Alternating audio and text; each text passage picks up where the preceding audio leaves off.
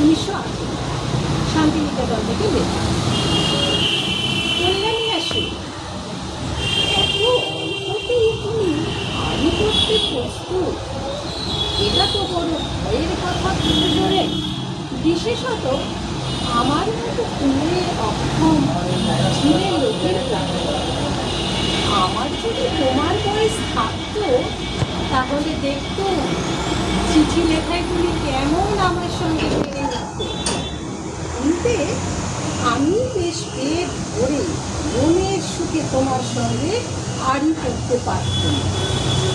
কিন্তু আমার দুর্ভাগ্যের কথাটা একবার শোনো। তুমি জন্মাবার কয়েক বছর পরে আমি 50 বছর পার হই। তারপর একরকম চলে যাচ্ছিল। তারপরে তুমি চিঠি লিখতে আরম্ভ করার কয়েক মাস পরে আমার শরীর গেল বিগড়ে। শরীরকে দোষ দিইনি, অনেকদিন ওকে অনেক খাটিয়েছি, যত বেতন দিয়েছি তার চেয়ে কাজ আদায় করেছি ঢের বেশি। সুতরাং আজ ও যখন কাজের জবাব দিতে চায় তখন ওকে দোষ দিই নেই, দোষ আসলে তোমার। তুমি সেই পৃথিবীতে জন্মগ্রহণ করেইছ, তখন না হয় আর 30-40 বছর আগেই জন্মাতে।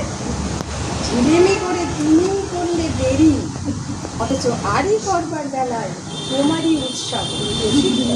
যাই হোক, তোমার সঙ্গে ঝগড়া করব না, তোমার আড়ি বাঁচিয়ে চলবার চেষ্টা করি।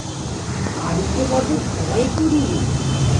ডাক্তার আমাকে বলেছে খুব ভালো মানুষ, কিন্তু মন যে বড় দুরন্ত। কে আমাকে ভুলিয়ে ভালিয়ে চুপ করিয়ে রাখবে বলে দেখি?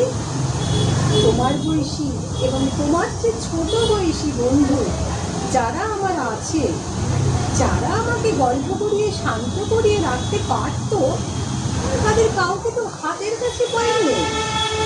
তুমি তো আছো কাশিতে, আর কেউ কেউ আছে একেবারে সমুদ্রের ওপারে। তোমার যে বড় বয়সের বন্ধু যারা আছে তারা নিজের থেকে বিশেষ কিছু বলতে চায় না, আমাকেই বলা হয়েছে। আমার ডাক্তার এসব লোকেদের সম্বন্ধে আমাকে সতর্ক করে দিয়েছে, বলেছে ওরা যে দেশে আছে সে দেশ থেকে যেন বাসা উঠিয়ে চলে যায়।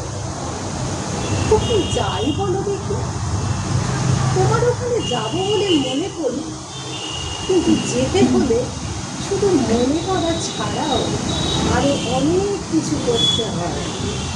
এই জন্যই পৃথিবীতে যেটুকু করা হয় তার চাইতে করা হয় না অনেক বেশি।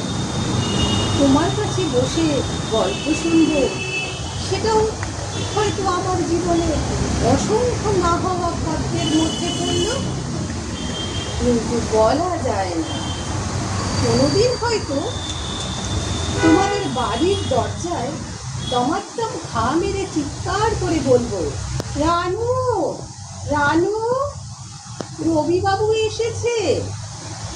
ইতি তোমার প্রাচীন বন্ধু শ্রী রবীন্দ্রনাথ ঠাকুর।